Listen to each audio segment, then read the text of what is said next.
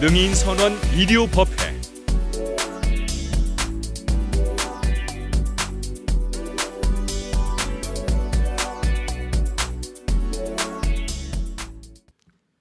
이제 부처님 오신 날이 며칠 남지 않았습니다. 내일 모레죠. 그런데 우리가 매년마다 부처님 오신 날 연등을 밝히는데요. 그 연꽃의 유래에 대해서 좀 살펴보면 재미난 게 여러 가지가 있습니다. 그건 뭐냐면 이집트의 그 신화에 보면 이집트에는 신화의 어떤 주인공이 그리스의 제우스 신화하고 똑같이 오시리스라는 신이 있습니다. 오시리스라는 신. 근데 오시리스라는 신이 항상 연꽃을 들고 다녔다. 그런 얘기를 하고 있어요. 그러니까 부처님 오시기 훨씬 전이죠. 2500년 전인데 이집트 신화는 7000년 전이거든요. 고대 이른바 이집트 고왕국 시대부터. 근데 또 재미있는 건 뭐냐면 그리스의 신화의 주신인 제우스 신화, 이 제우스 신도 자기의 침소를 연꽃으로 꾸몄다 이렇게 나옵니다. 그리고 왕홀이라고 해서 그 부인이 헬라라고 하는 여신인데 그 여신도 항상 연꽃으로 장식된 그러한 그 왕홀, 이른바 여왕의 어떤 그런 그 상징 같은 그런 지팽이라고 할까요? 그런 걸 가지고 다녔다. 그렇게 기록에 나옵니다. 그런 걸 보면 이 연꽃이 아주 예전부터 뭔가 인류와 굉장히 가까운 그런 꽃이었던 게 분명해요. 그런데 연꽃은 다른 그런 꽃과 달리 좀 탁한 곳에 피잖아요. 연못에 뭔가 혼탁한 곳에 피어가지고 아름다운 꽃을 피우니까요. 그 연꽃.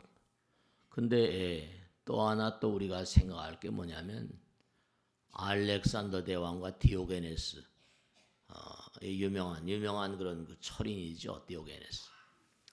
그 디오게네스가 워낙이 현명한 그런 그 인물이라고 하니까 알렉산더 대왕이 찾아갔다는 거 아니에요. 근데 이 알렉산더 대왕이 찾아간 것에 아랑곳 없이 그저 좀 비켜주셔요. 왜 그렇습니까?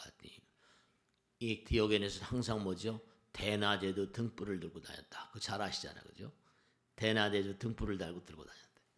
네, 그렇습니다. 그러니까 대낮에 왜 등불을 들고 다녀요? 뭔가 불교에서 말하는 무명. 우리가 눈을 뜨고 살지만 우리를 잘 모르는 거죠. 자기 인식, 내가 나를 잘하는 것 같은데 자기 인식이 제대로 되지 않았다는 거죠. 눈으로 보고 사는 세상만 단줄 알잖아요. 이제 이렇게 부처님 말씀을 공부하시니까 뭔가 있긴 있다. 마음이라거나 마음의 나라 부처님 나라.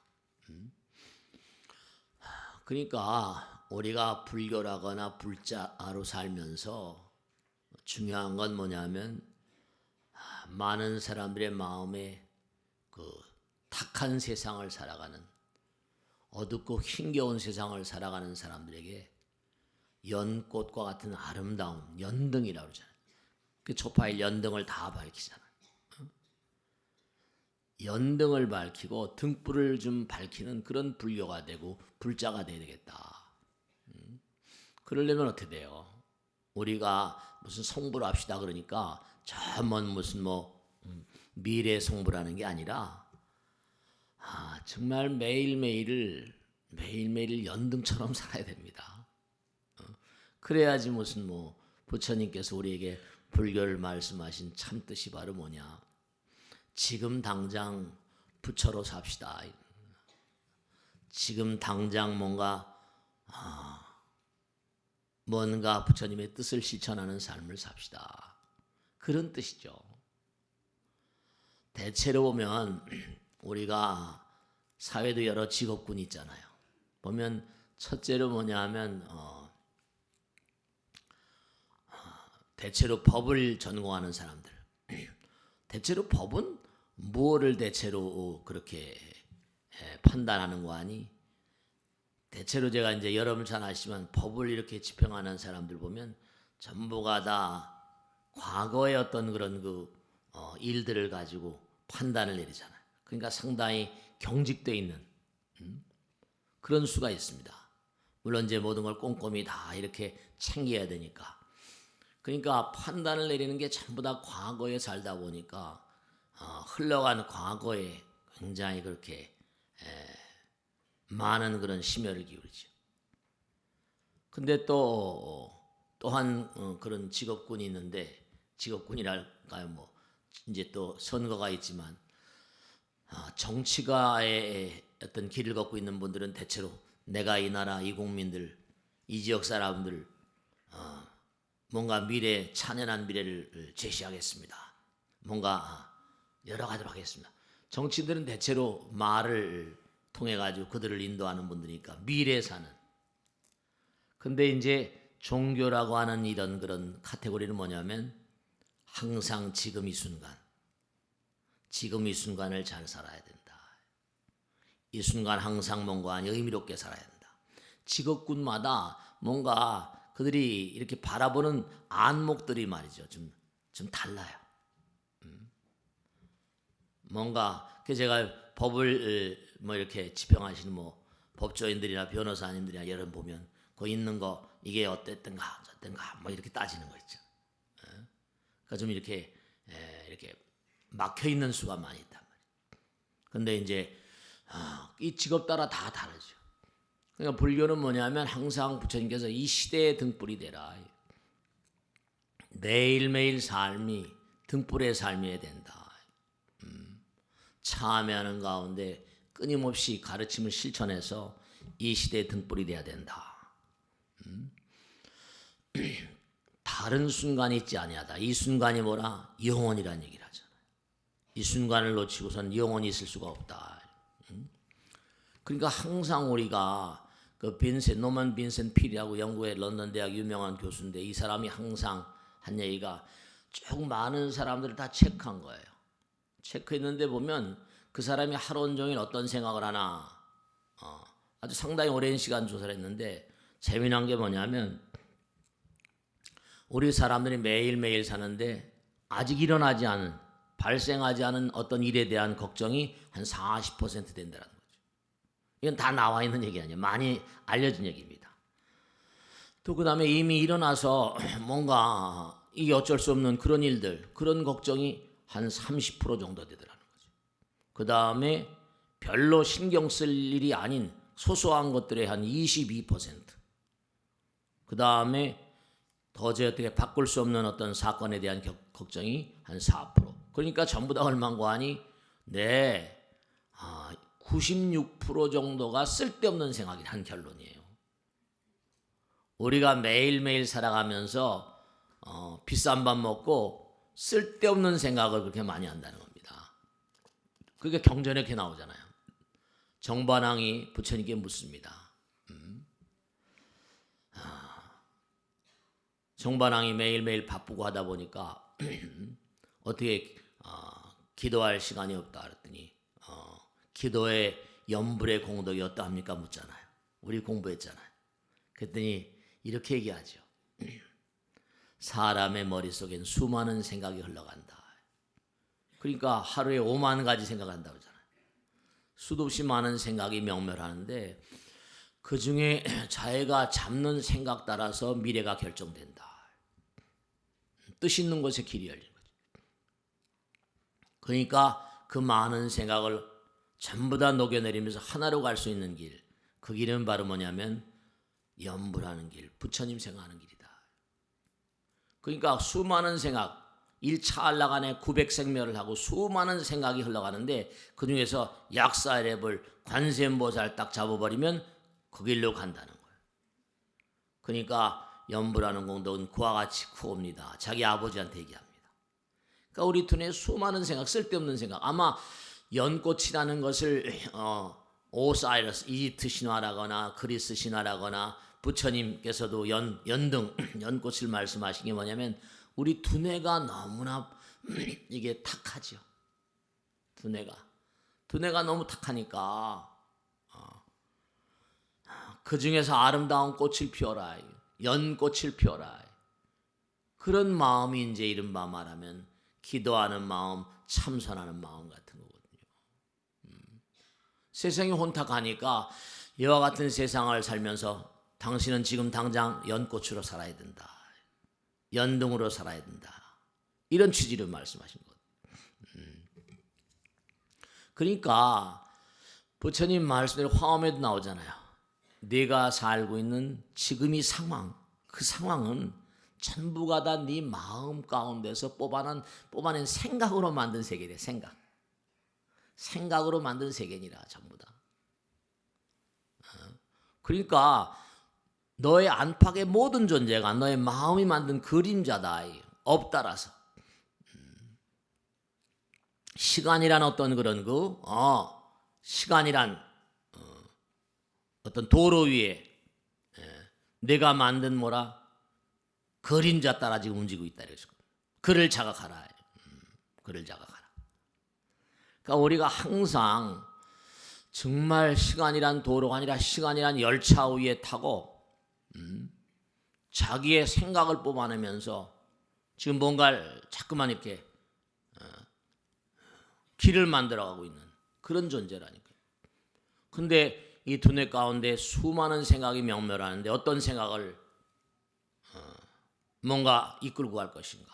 그 옛날에 현철들은 항상 그런 얘기 했잖아요. 뜻 있는 곳에 뭐라 길이 있다고 하고 말씀. 그러니까 좋은 뜻이 있으면 좋은 길로 가고 나쁜 뜻이 있으면 나쁜 길로 가겠죠. 그러니까 항상 부처님께서 부처님을 불러 모시고 연등을 밝히고 하면 내 마음을 따라서 정토에 간다. 그러니까 정토가 이른바 말하면 부처님 말씀에 타방 정토가 있고 이른바 말하면 차방 우리가 사는 세상 여기서 내가 정토를 만들 수 있다. 너희들이 여기서 정토를 살지 않으면 어떻게 정토에 가겠는가. 또 하나 말씀과 유심정토 네 마음 가운데 정토가 있다. 이래서 타방정토, 차방정토, 유심정토 이게 정토의 세 가지 이론입니다. 극락세계에 있다는 거예요. 그런데 그것은 뭐라? 네 마음 가운데 지금 극락을 만들어야 된다. 유심정토라요. 그러려면 항상 뭔고하니 끊임없이 부처님의 광명 기도하는 마음으로 법문을 전부 다 이 광명이거든요. 제가 지난 시간에 말씀했죠. 부처님 만나 뵐 수 있습니다. 어떻게 만납니까? 끊임없이 내가 부처님 말씀 따라 살면 점점 뭐라? 부처님이 떠올라오십니다. 그렇게 말씀드렸잖아요. 그러니까 자꾸만 부처님 말씀을 듣게 되면 나의 마음 가운데 정토가 열려간다니까요. 부처님 나라가. 그 자꾸만 기도하고 연등을 밝혀요. 연꽃을 자꾸만 뭔가니 피우게 되면 통찰력이 깊어지고 참회와 반성 속에 살게 되고 그렇죠. 중요한 건 내 마음에 정토가 있는데 항상 내가 나를 들여다보면 뭔가 그 가운데서 혼탁한 걸 걷어낼 수 있죠. 그러니까 항상 우리가 많고 많은 생각 중에서 딱 생각을 모아보면 문제 해결 능력이 강해지거든요. 커지고. 그래서 우리가 세상을 살면서 뭔가 순간순간 약사랩을 관세음보살 이렇게 하게 되면 뭐냐면 연등을 든 거나 마찬가지라서 연꽃을 피운 거나 마찬가지라서 연불하는 한순간에 연꽃이 피면 밝은 눈으로 연등을 밝히게 되면 밝은 눈으로 만나게 되니까 매일매일 눈을 뜨는 그 순간이 새 아침이 되고 어제 태양이 아니라 새로운 태양이 되고 그렇게 된다는 논리예요. 새로운 인생이 열리고 그렇게 된다는 말씀이세요. 늘 새로운 사람 그리고 늘 뭐라? 새로운 시작의 사람. 어제 것은 어제 줘버리고 오늘 또 정말로 연등을 들고 디오게네스처럼 대낮에도 뭐라 등불을 밝히면서 이렇게 다녔다는 게 뭔가 하니 우리가 너무나 현실에 몰입해 살다 보니까 어제 자꾸만 침실 당하거든요. 어제 것은 어제 줘버리는 거거든요. 오늘 또 새로운 날을 부처님 말씀에 따르면 잘 아시잖아요. 그죠? 뭐라고 그러셨어요? 흐르는 강물엔 두 번 발을 담글 수가 없다. 자꾸만 미련과 망상, 집착, 애착 이런 것들이 미래를 침식해 갑니다. 과거의 인간, 아까도 과거의 인간, 미래의 인간, 현재의 인간이겠잖아요. 꼭 그렇게 뭐 고식적으로 얘기할 건 없지만 항상 뭔가 아니 부처님 뜻을 따라 사는 사람들은 늘 새로운 사람, 무명을 밝히는 사람. 그러니까 우리가 삶을 도모하면서 항상 우리가 뭐 명상하자, 참선하자, 기도하자는 게 전부 다 뭐냐면 이제 지나간 건 좀 쓸어버려라, 좀 청소해버려라. 네. 그런 얘기 아주 많이 말씀드렸죠. 아름다운 꽃밭에는 벌과 나비가 날라들어온다. 더러운 뭐라? 시궁창엔 파리모기가 날라들어온다. 자꾸만 뭔가 우리가 매일매일 살아도 말이죠. 쓰레기가 많이 나오잖아요. 그 마음에도 쓰레기가 쌓여요. 색즉 시공 공즉 색이니까. 그러니까 이렇게 일요일 날 정말 전국에 있는 모든 절들이 이렇게 일요일 열심히 하셔가지고 교회들은 지금 난리잖아요. 오늘도 아마 몇 부 예배씩 할 겁니다. 이게 생활화가 안 됐어. 불자들은. 참. 너무 안타까워. 일요일 날은 내가 법당에 간다. 한 주일을 또 정리하고 또 새로운 한 주일을 맞이하고 그러셔야 돼요. 그러니까 우리가 매일매일의 삶을 뭔가 정리하고 매주의 삶을 정리하고 매달마다 그리고 1년마다 이래야지 뭔가 삶이 새로워지잖아. 그러는 가운데 내 마음 가운데 불심이 강화되면서 이른바 계심, 아까도 예불 했죠? 계를 지키는 마음, 계가 중요하구나. 왜냐? 언젠가도 말씀드렸지만 우리 마음 가운데 항상 부처님 계시다고 그랬잖아요. 여러분 이건 아주 잊지 마세요. 정말로. 뭐냐면 계향, 정향, 해향 이렇게 우리가 아까 예불을 올리셨는데 중요한 건 뭐냐면 내 마음 가운데 부처님 계시기 때문에 부처님께서는 나보다 나를 더 잘 아세요. 그러니까 제가 뭔가 아니 내가 뭔가를 이렇게 부조리하고 불합리하고 불법적이고 이런 마음을 이런 말과 생각과 행동을 했다고 하면요. 내 안에 계신 부처님, 우리가 뭐 잠재의식이니 뭐 무의식이니 이런 얘기 많이 합니다만 그런 그 내 안에 계신 거룩한 분께서 너 왜 이렇게 행동을 하니? 너 이러면 안 되잖아. 왜 이렇게 아내에게 모진 말을 하니? 남편에게 그렇게 가슴에 못을 박는 말을 하니? 왜 친구에게 그러냐? 왜 직원들에게 왜 그래? 내 안에서 그렇게 나에게 질타하는 그런 목소리가 들려요. 그걸 법화경에서는 대위음왕열애라고 해가지고 위력적인 음성을 가지고 내 안에서 끊임없이 나를 질타하는 그분을 열애라고 그랬거든요. 대위음왕열애라. 위력적인 음성으로. 네. 그러니까 우리 안에서 계속해서 나를 질타하니까 그러니까 양심의 목소리라고도 하기도 하지만 내가 불안한 거예요. 정말 그래서 매일매일 우리가 하루를 살면 하루를 참해야 된다고 그랬잖아요. 밤잠 주무시 전에 꼭 뭐라? 단 3배라도 오늘 하루 정말 살아오는 가운데 여러 가지로 잘못된 점 부처님께 참회합니다. 너른 마음으로 용서해 주십시오. 참회합니다. 단 3배만이라도 어려우면 108배가 어려우면 말이죠. 그런 마음으로 주무셔야 돼요. 그래야지 잠이 편안하거든요. 꿈자리가 뒤숭숭하지 않아요. 잠을 자고 일어나면 머리가 뻥하고 띵하고 이거 안 돼요. 이거. 제가 지난번에 말씀에 미국에서 조사한 거 머리가 띵하고 멍한 사람들 아침에 일어나면 잠을 자도 잔 것 같지 않은 사람들 조사하니까 뭐라? 두뇌 베타 아밀로이드, 독성 아밀로이드, 치매 조작 물질이 남들보다 1.6배가 더 많다는 그런 통계가 있어요.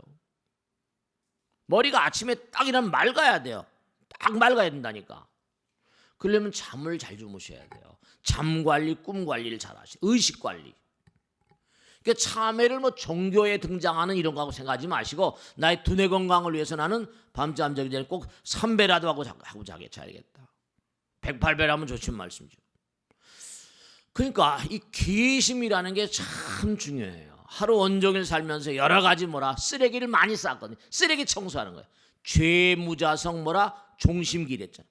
죄라는 건 실다움이 없다. 네 마음 따라서 일어나는 것. 번뇌 망상심 따라 일어나는 거니까 심양멸시. 네 마음 가운데서 뭔가 그런 마음을 쓸어버리면 심양멸시, 죄영망. 죄도 사라지는 것. 죄망심멸 양공. 죄도 번뇌 망상심도 다 사라져버리면 생명이 진참해.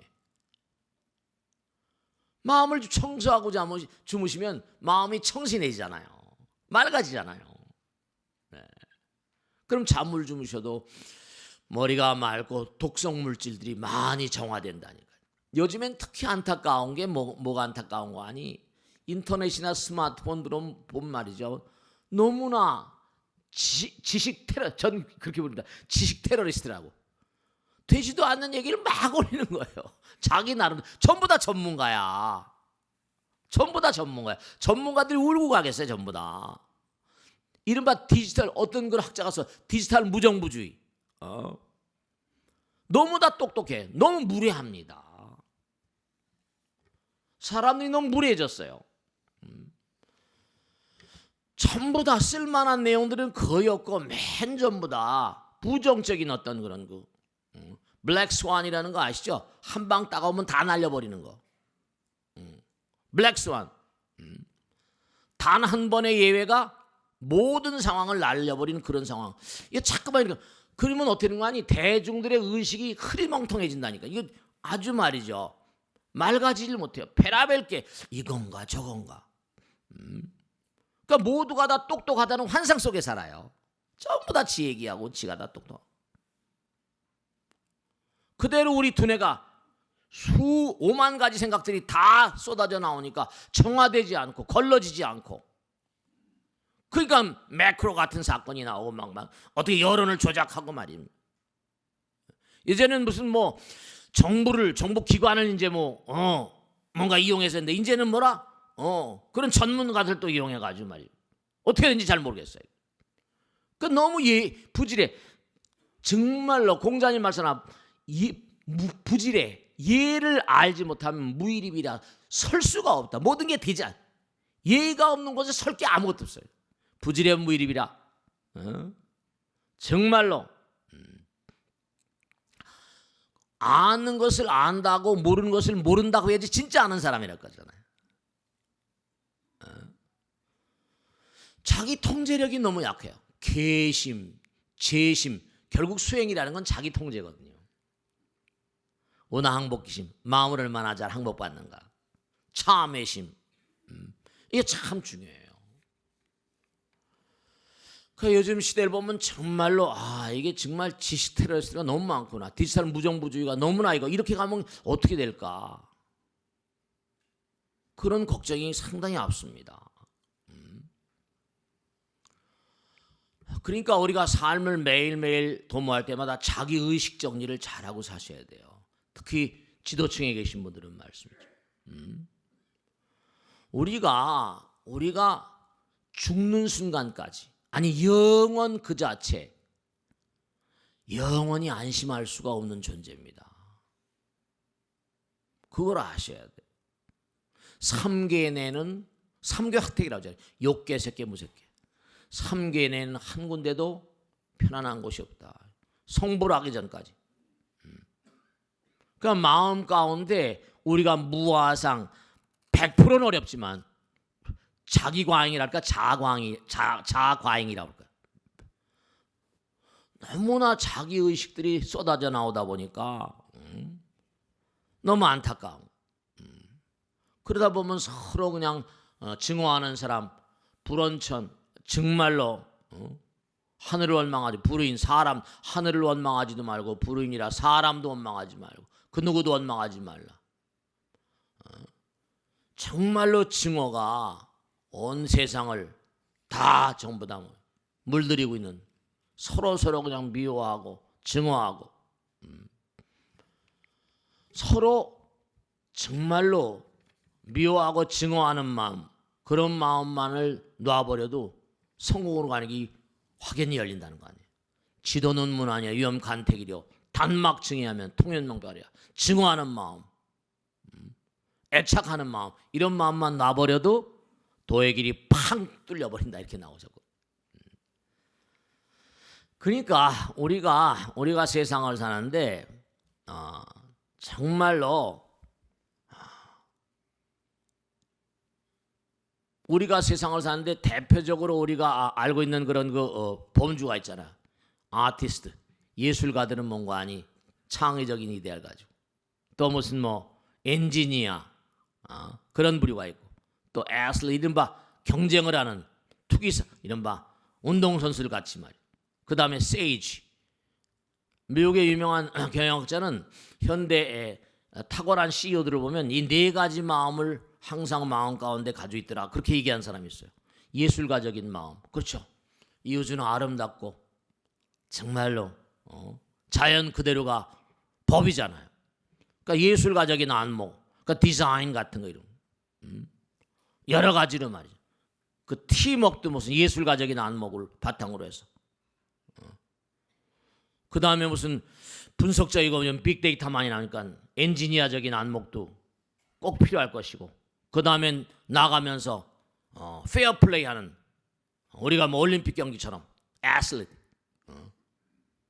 끊임없는 어떤 정진자적인 자세, 거기다 이제 세이지, 오마이 현자 같은 워렌 버핏 같은 사람, 무슨 끊임없이 연마하고 한마디 말을 하더라도 뭔가 아니, 그러니까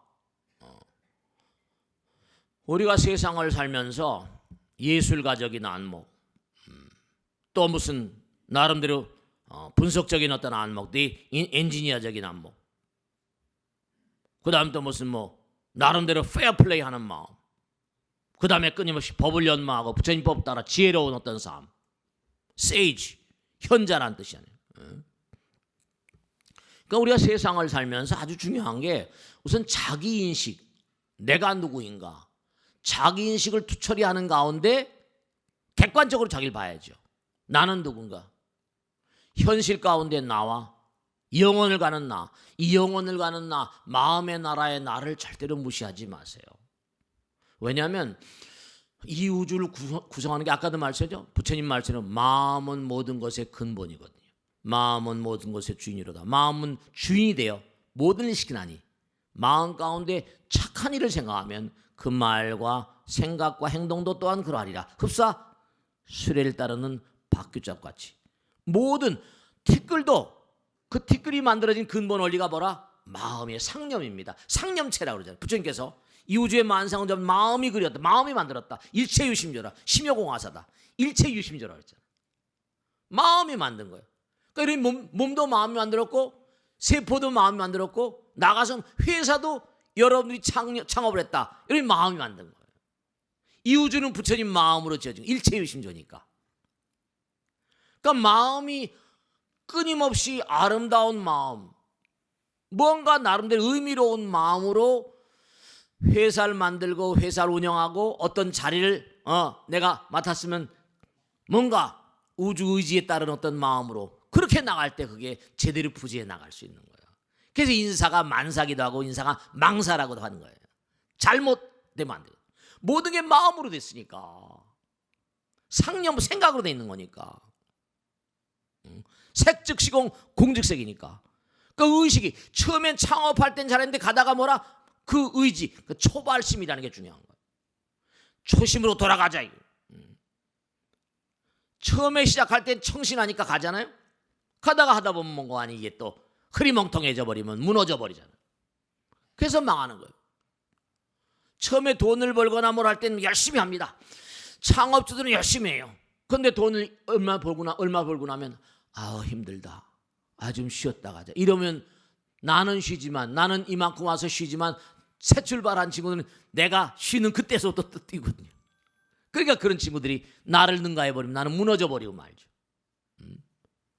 그러니까 자기 인식 가운데 중요한 건 시작한 사람들은 창립자의 마음은 하늘은 스스로 돕는 자를 돕는다 그랬잖아요. 그죠? 그러니까 내가 나를 끊임없이 돌아보고 반성하고 성찰하고 나를 지키고 이게 다 나를 존중하는 자세예요. 나를 끊임없이 돌아보는 그 자세가 나를 존중하는 자세라고요. 정말 셀프 리스펙. 우리가 이런 참회하는 마음, 그게 나를 존중하는 마음이에요. 계를 잘 지키는 마음, 그 마음이 나를 사랑하는 마음. 스스로 사랑하는 자를 하늘이 사랑하거든요. 자기 존중의식을 가진 자들만이 참여할 줄 압니다. 그러니까 투철한 자기인식, 나는 이 일을 꼭 성공시켜야 된다. 그런 마음이 있으면 매일같이 뭔가 하루하루 참여하고 분석하고 아까 말한 대로 좀 더 아름답게 페어플레이하고 거룩한 분들의 어떤 세이적인 현명한 말씀을 생활하고 그런 아주 중요한 게 있는데요. 자기가 자기 존중하는 의식이 없으면요, 자기 주도성이 약해집니다. 여러분 이걸 아셔야 됩니다. 내가 자꾸만 참회하고 정말 기도하는 마음으로 그리고 뭔가 끊임없이 성현들의 말씀을 내 것으로 하는 의지가 강해질수록 자기 주도성이 강해져요. 자기 주도성이 약화되면 무너져 버리고 맙니다. 이 자기 주도성이 약해서 무너져 버리고 말아요. 그러니까 자기 인식이 투철해야 되고 자기를 존중하는데 이 자기 존중하는 의식은 바로 뭐다? 이 의식은 끊임없이 자기를 맑고 깨끗하게 만들어가는 거예요. 그게 자기를 사랑하는 자세예요. 그런 자세가 없으면 자기 주도성 설 수가 없어요. 자기를 믿을 수가 없으니까 무신불립이라고 그러잖아요. 우리가 상대방에 대한 예절도 중요하죠. 자기 자신에 대한 예절도 중요해요. 아까 부지런하면 무일입이라 자기 자신에 대한 예절을 내가 얼마나 존중한 자인가. 내 안에 부처님 계신데 상대방도 존중해야 되지만 자기 자신도 존중해요. 자기 자신을 존중한 자세가 참여하는 자세고 부처님 법문을 경청하는 자세고 말이죠. 그래야지 자기 어떤 그런 강한 주체성이 드러나고 흔들리지 않는 마음이 생겨나요. 그럴 때 여러분의 마음 가운데서 우리 공부하잖아요. 도량청정모라 무하예, 삼보철령모라 강차지. 아이디어가 막 백출. 이 자기 주도성이 강화될 때 자기 자신의 동기부여, 아이디어가 계속 떠올라옵니다. 자기 동기부여가 계속 생겨나요. 이렇게 해야 되겠구나, 저렇게 해야 되겠구나. 내 마음이 맑아지니까 부처님의 지혜가 잘 비춰들어오는 거울처럼. 심야 명령들은 내 마음이 거울처럼 말이야. 잘 비춰들어오는 거예요. 이 조건을 꼭 잊지 마세요. 자기 인식이 투철해야 되고 참여하는 마음으로 자기를 존중하고 그리고 그래야만 자기 주도성이 강해지고 그래야지만 뭔가 도량청정무화의 뭐라 삼보철령 강차지. 수지신시 광명당 뭐라 수지신시 신통장이 되는 거예요. 이게 원리잖아요. 근본 원리. 위대한 성자들의 근본 원리잖아요.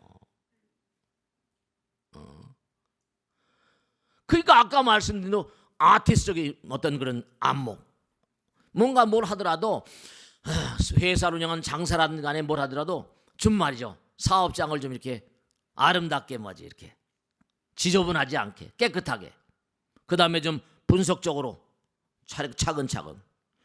이게 다 경영의 구루라고 하는 유명한 인물들이 워튼스쿨에 있는 박사가 한 얘기예요. 그 다음에 페어플레이하는 애슬리트적인, 그 다음에 세이지 같은 성자적인 면모를 끊임없이 배워가면서 그런 겁니다. 그러니까 자기 인식이 투철해야 돼요.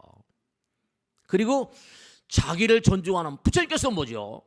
내 안에 부처님인데, 내 안에 부처님이 있는데, 네 안에 부처님인데 상대방을 뭐라 부처로 존중하라고 했잖아요. 내 안에 계신 자기를 사랑한, 참으로 자기를 사랑한 자가 남을 사랑한다고 그랬잖아요. 그 함부로 막 사는 사람은 자기를 존중하는 사람이 아니에요. 그런 사람 될 게 뭐가 있겠어요? 아무것도 안 돼요. 그러니까 그런 사람은 어쩌? 자기를 존중하니까 자기의 어떤 건강도 유념하잖아요. 함부로 막 살지 않죠. 뭐 도락에 빠지도 않고요. 모든 건강 소요와 양생, 옛날에 그 현철들이 하신 말씀 보면 현자들은 전부 다 그렇잖아요. 부처님도 마찬가지지만 중요한 건 뭐라? 먹는 거 조심해야 되잖아요. 술, 담배 같은 것도 그렇고 무슨 여러 가지 입으로 집어넣는 거 살아야 되니까 음식. 그 다음에 제가 항상 말씀드리죠. 식물들은 뇌가 없습니다. 딱 박혀서 사는 거예요. 우린 동물이에요. 움직이는 동물들은 뇌가 있어요. 그러니까 중요한 건 우리는 움직여야 됩니다. 음식, 적절한 운동, 그 다음에 아까 말씀드린 수면, 잊지 마세요. 음운수야. 음운수. 3요소가 소요와 양생의 핵심입니다. 적절한 영양을 잘 공급해 주셔야 되고 쓸데없이 술, 담배나 쓸데없는 거 자꾸 하지 마시고 그러면 이 다음에 말년에 좋지 않아요. 어제도 제 친한 친구인데 아주 똑똑한 친구입니다. 지 아버지도 옛날에 무슨 검사장도 하고 자기도 잘 나가고 서울법대를 나와서 잘 나갔는데 나이가 나하고 같습니다만 암으로 죽었어요. 삼성병원에서 제가 가서 연벌해 줬습니다. 그렇게 건강하던 친구인데 참 마음이 씁쓸해 하더군요. 같이 그래 친하게 지는 친구인데 먼저 이렇게 보낸 친구도 여러 있다 보니 그러니까 잊지 마세요. 자기 존중한 사람은 자기 몸도 잘 관리합니다. 음식 조심하시고 운동 정말 매일같이 아파트 주위를 좀 걸으세요. 한 1시간이건 30분이면 꼭 운동하세요. 운동해야 됩니다. 진짜로. 그 다음에 잠 잘 주무셔야 돼요. 잊지 마세요. 건강해야죠. 그래야지 건강하게 사셔야지 돌아가실 때도 소롭게 돌아가십니다. 깨끗하게. 괜히 병원에서 그냥 쓸데없는 그냥 가족들 고생시키고 아유 정말 말이죠. 여러분 명심하세요.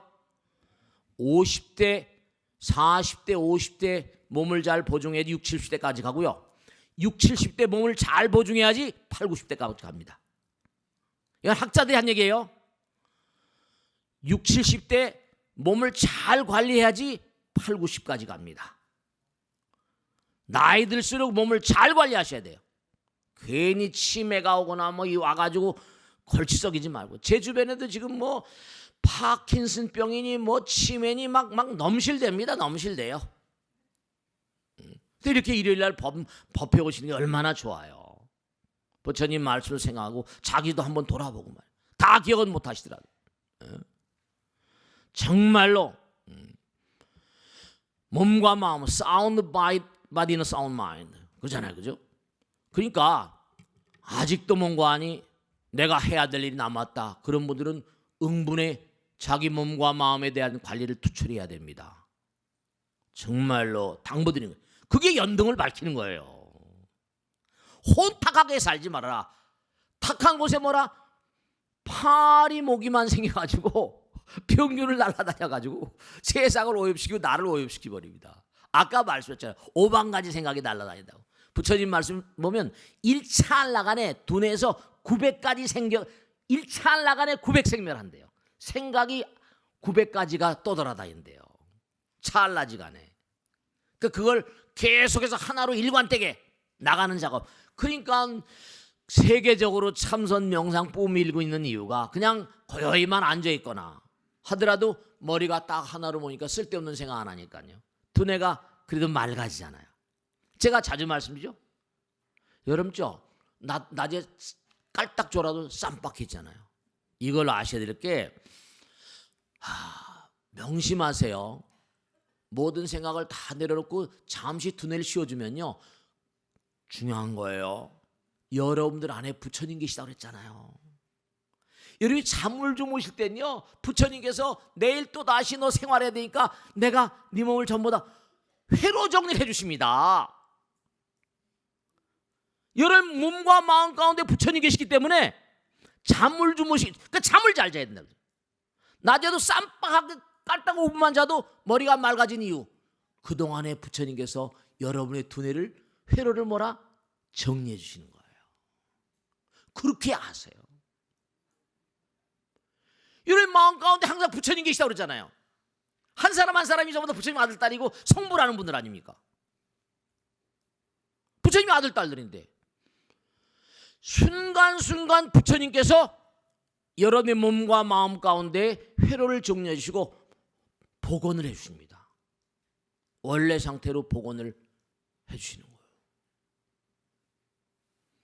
그러니까 항상 내 안에 부처님 계심을 감사합니다. 너무 부정적으로 살지 마세요. 욕하고 험담하고 막 그러지 마세요. 그럼 부처님도 애잔해 하세요. 얘가 왜 이러지? 정말로 말이죠. 정말로 최고의 날들은 부처님 말씀드려요. 최고의 날들은 아직 네가 살지 않은 날들이다 이랬어요. 최고의 날은 뭐라? 아직 오지 않았다.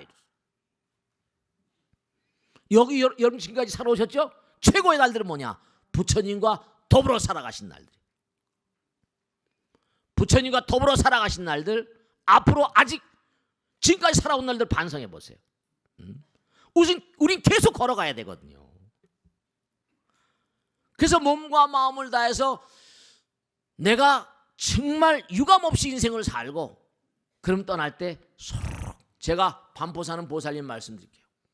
이 보살님이 크리법당에 나서 열심히 일을 하세요. 시어머니가 계신데 시어머니가 좀 별나요. 그래서 아들 딸들이 다 있는데 나는 너희들한테 패기치고 싶지 않다고. 이 시어머니가 또 불심이 대단하십니다. 그냥 같이 좀 어떻게 모시고 살았으면 좋겠다. 아들 딸들 다 훌륭한데도 자기 아파트 조그만 거 하나 얻어가지고 자기가 다 하는데 나이가 벌써 보살님 그 남편이 한 60대 그러니까 8, 90대신 거예요. 혼자서 항상 마음에 걱정이. 근데 그러더래요. 며느라기야 너 능인선원 가서 열심히 일하는 거 내가 다 알아. 내가 부처님께 항상 내가 부탁드리거든.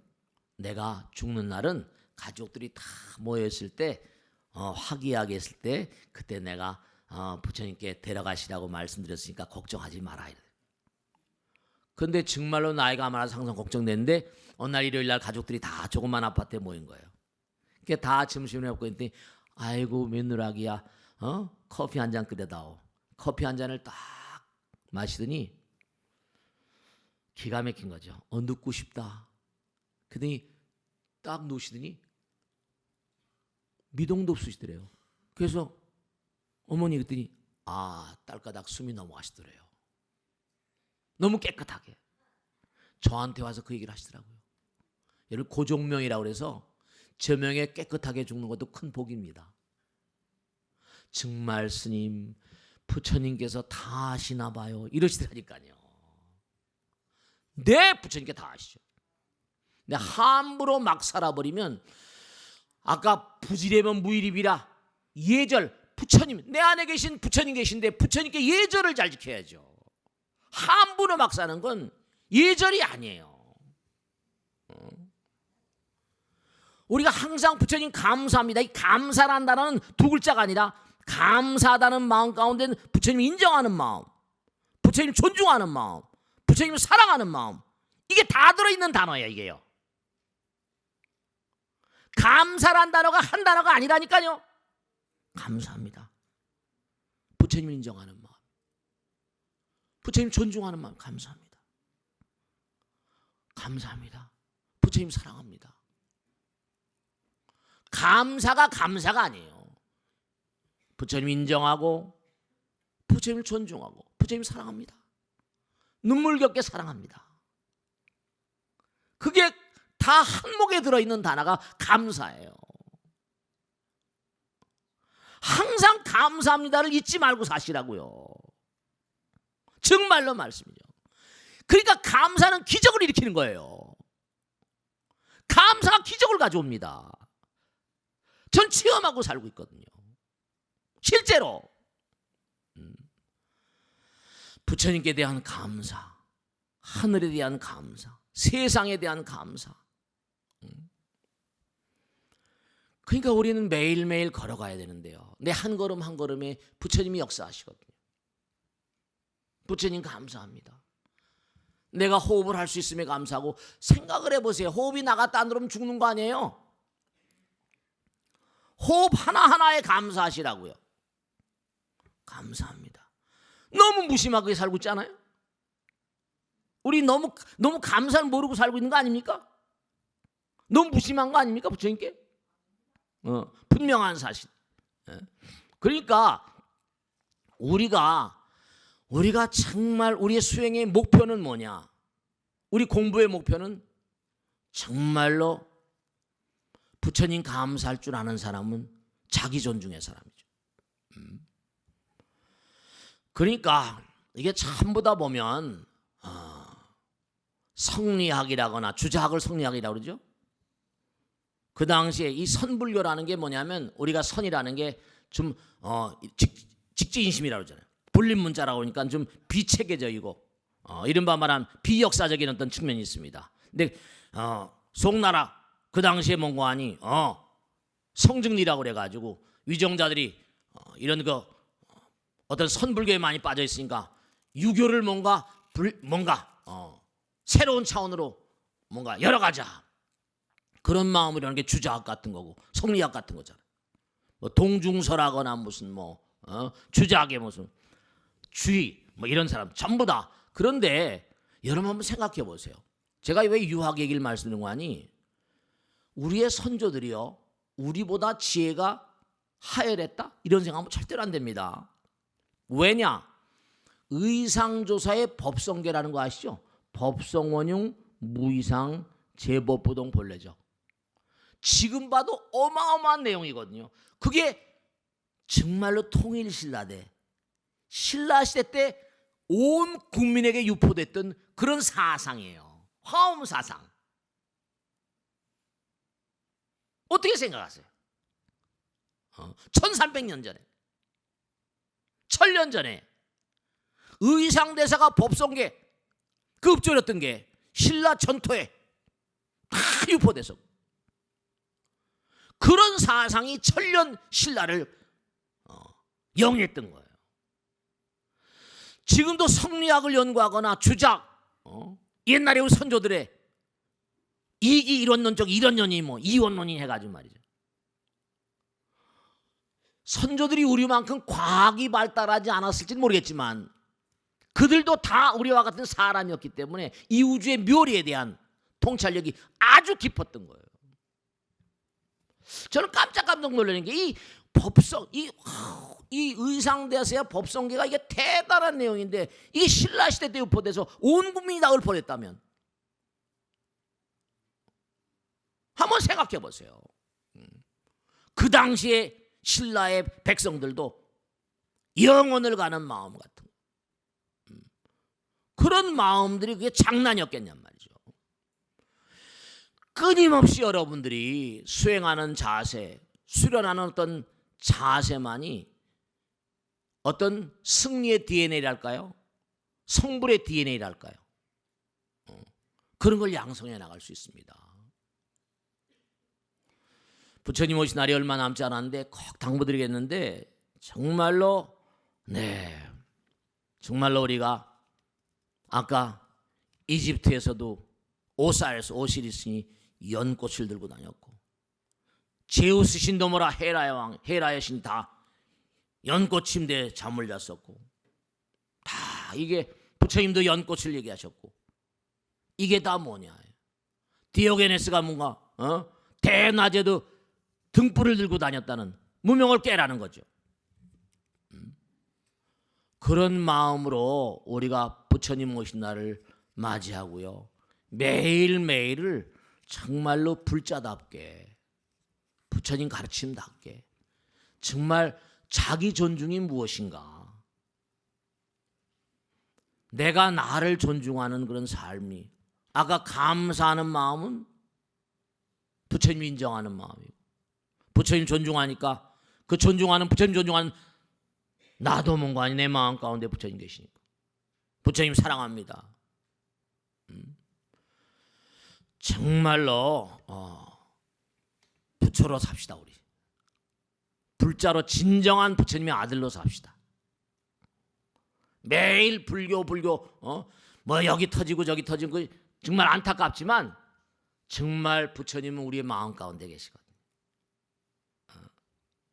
매일매일 하루 살면 5만 가지 생각을 정리하는 계심, 재심, 계를 잘 닦아나고 통제, 계심, 재심, 참회심 이 세 가지 마음으로 항상 자기를 좀 다스려 나가는 그런 삶을 살아야지 부처님께서 이 땅에 오셔가지고 우리에게 부처님 말씀을 그렇게 가르쳐 주신 참된 의의가 있을 거 아니겠습니까? 그러니까 연등을 밝히게 되면 매일매일이 뭐라 새로운 아침이고 새로운 태양입니다. 새로운 날이에요. 그래서 부처님께서 연꽃을 밝히고 연등을 밝히는 거거든요. 정말로 몸과 마음을 다해서 부처님 오신 날을 기화로 다시 한번 또 그날 또 우리 뭐 욕불식도 하잖아요, 그죠? 우리도 어떻습니까? 몸이 좀 찌뿌다하고 그러면 목욕탕에 가서 다 씻어내잖아요. 매일 아침 세수도 하고 이도 닦고 말씀이죠. 그 청소하잖아요. 몸 청소, 마음. 그 몸 청소는 마음 청소를 잘 안 해. 마음 청소. 그러니까 1년에 때가 많이 낀 뭐라 마음의 때를 좀 벗겨내는 작업이 욕불식이거든요. 그 초파일 제가 이제 마지막으로 하나 당부드리면 초파일 날은요 전법의 날이기도 한데 뭐냐면 이건 어렵지 않은 거예요. 여러분이 아는 분들 계시잖아요. 주변에 일가원석들 야 부처님 오신 날 됐는데 너도 법당에 연등 하나 밝혀라. 그러면 연등 하나 밝히라고 그러면 뭐 크게 뭐 반대하는 분이 얼마나 계실까 모르겠는데 그 연등 하나 다 밝힌 다음에 그 다음에 세월이 좀 지나서 네 연등이 여기 켜 있거든 여기 켜 있거든 하면서 법당으로 한번 이렇게 데려오는 거예요. 인도하는 거죠. 그럼 자기 등이 법당에 밝혀 있는데 마음이 뭐라 부처님처럼 가는 거예요. 연등은 인등이거든. 인등은 뭐라 끌어온단 말이에요. 부처님처럼 이끌어온다. 인등이란 말 들으셔? 저기 있는 저 등이 뭐라 인등이라고 불리는 거예요. 인등은 뭐라 부처님 전에 등불을 밝히면 부처님 전에 끌려온다는 거예요. 한번 그래 보세요. 일가원석들한테 전부 다 연등을 밝히게 하고 그 다음에 언제나 들여서 네 연등이 여기 있다. 그래서 인연을 심어주면 또 와서 공부도 시킬 수 있고 말이죠. 그게 자꾸만 이렇게 가깝게 한꺼번에 뭐 오라 말라 하면 또 그것도 힘드니까 주변에 계신 분들 가서 지난번에 보니까 무슨 어떤 데이터에 보니까 한 사람이 일생 동안 인연을 맺을 수 있는 사람은 100명, 150명이 된다고 하니까 말씀이죠. 뭐. 그게 아니더라도 하여가 주변에 계신 분들한테 연등은 인등이다. 부처님 전에 이끌어오고 부처님 전에 끌려오면 복이 들어오고 인등, 복을 불러오고 지혜를 불러온다 이런 뜻이에요. 아시겠죠? 자, 오늘 초파일 오신 날 내일 모레인데 모두 나와서 초파일 동참하시고 그날 또 연등 행렬도 다 좀 하시고 하세요. 자, 마치겠습니다. 대단히 감사합니다. 네.